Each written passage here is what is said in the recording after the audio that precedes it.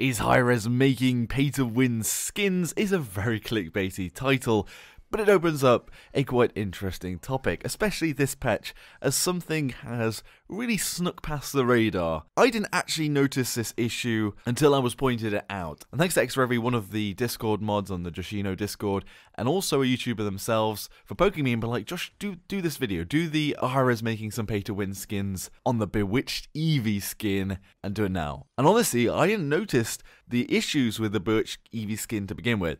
And that's the whole point. You don't notice it. That's why it's so powerful.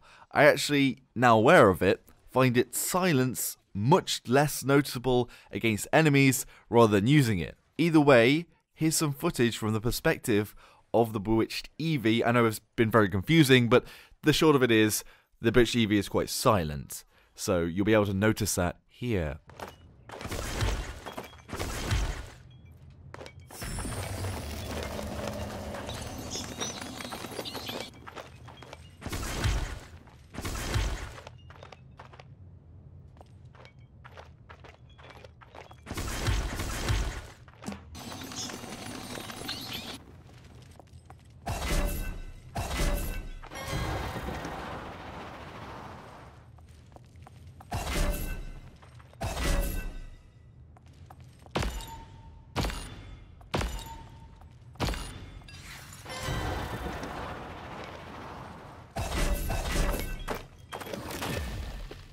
Again, I do think it's much easier to notice the differences when you're on the enemy team, on the receiving end of this Evie, because it's slightly louder on your end. But the difference, and the main difference, is in especially the saw, where the jingle bells sort of thing that Evie has got going on default, when you're sawing, it goes on throughout the whole thing. Whereas the Bewitched Evie, sort of like, there's a little bit of bat sounds, but for the most part it's silent. And actually when you're on the receiving end, it's almost impossible to hear it. It's almost like she just goes silent after the first sort of the bats. That was my little attempt at the bat sound, but I think that was rather rubbish. I do think the blink and the ice block sounds are slightly quieter too.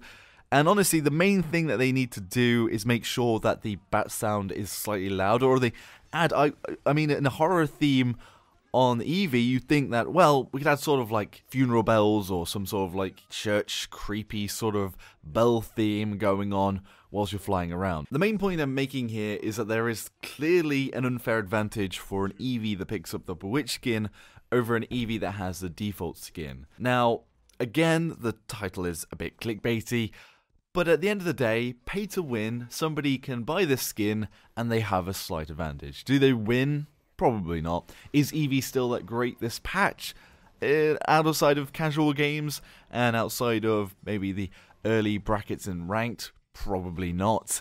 And is this going to change it? Probably not as well. But it's not the first time that this has happened and it's gone through with a skin patch. So earlier, a few patches ago, the Sky Kunoichi came out, the sort of Ninja Sky skin, and that sound when they went in and out of their invisibility was way quieter than the default too. Honestly, I don't think that there's anything malicious here. I don't think they're doing it to make it a pay-to-win skin. I think it's just an oversight. Like, they don't think about it too much in the process of how it's going to affect gameplay. And honestly, with the Sky and the Evie, they're not affecting the big players and like the mainstay of the game because they aren't quite in the meta at the moment, so not a lot of people are going to be benefiting from this. But at the end of the day, they're making it through the Q&A passes and going live with a significant advantage to the people that pick them up, which is not so cool.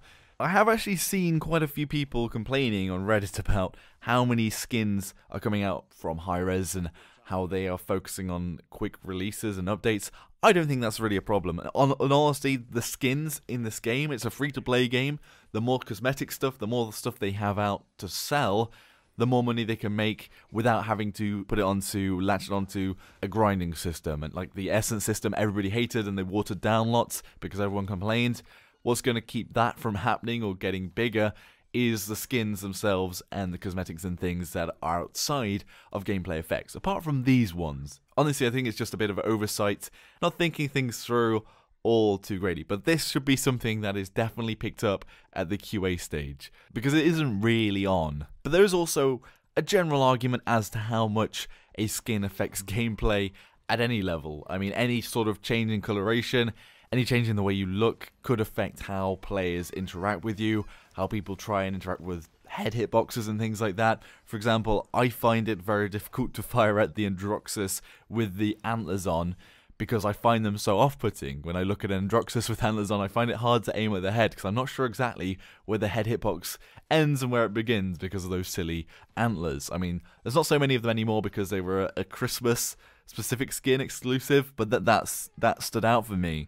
Another skin, actually, that isn't paid in crystals, although it can be, is the Obsidian Androxus as well. So the Obsidian Androxus has a sort of white reversal that goes onto their white body. Well, it's actually like a sort of obsidian coloured, but it's sort of like whitewashed and sort of sparkles white. But it's very difficult from a range to see the reversal going into the body of the Androxus when it's white on sort of like a very close white sort of grey. And it's actually, with the Steam Demon Androxus 2, instead of having the green rings like the default does, or the green on the black, or the white and the obsidian, you also have just some sort of translucent, steamy type stuff come out in front of you. That also is harder to spot. I do think that there's two things here, where I've talked about the Evie, where the sound, they changed it, but they haven't added in like a bell sound or a continuous sound, which is important to her balance. And in the same way, the skin, what's important with the reversal is the colour change, the sort of contrast between the body and the reversal rings, because it's harder to tell about the reversal if the rings aren't contrasting colours between the body and the ability. And honestly, I just think it's a little bit of continuity with both the gameplay effects and also the cosmetics and theme of the skin that are going into the game. And perhaps at the moment they're not being as prioritised, and things like this are coming out. And again, I don't think it's on purpose. I think they're trying to sell a better gameplay skin at all. That's not what I'm saying here. But Bewitched Evie definitely does give you an advantage, and could really ought to do with being fixed. As I say this, they did look into the Kunoichi Sky and they did nerf it. So they did go back to it and think, and they knew that this wasn't working, not in the 12-volt sense of it's working, like it wasn't going off the edge of the map or anything, but it was significantly better than the default offering because of how quiet it was. I'm just here to say the Hi-Rez should have a little slap on the wrist and get their ideas together. Come on, Thomas Holt, what you doing, man? What you doing? You give such good spoilers. Why are you giving these skins that are overpowered slightly, very slightly? I mean, it's not the biggest advantage in the world, but anything that affects gameplay and can go into ranked games and into something very serious, it should be sorted out. Anyway, what does everybody else think? Have you been playing against the Bewitched Evie, especially? And what do you think about the Androxus as well? It's something actually a bit of a pet peeve of mine. Unless you have the actual reversal legendary, where you already have the green reversal sort of blob in front of you, a lot of people are picking up Dark Stalker now, so it's actually more of a problem because you shoot into an Androxus not knowing that they're reversaling, and then you've already given them that reversal charge. But you didn't have to, because it's just like you couldn't see from a distance. Even with the highest graphics, which I play at, is difficult. So I'm guessing at lower graphics, it probably looks a bit more blurry, so probably harder to hit. But the main issue this patch is the Bewitched Evie, and the other patch was Kunoichi Sky, and it seems to be a theme that things are getting through or slipping through the gaps. Overall, though, I'm not somebody that thinks that skins particularly make you play any better. Some people are like, oh, the psychology of it, you feel good when you're in a skin. I go for the other approach. You have a default skin on, people will be like, oh, this guy's a noob.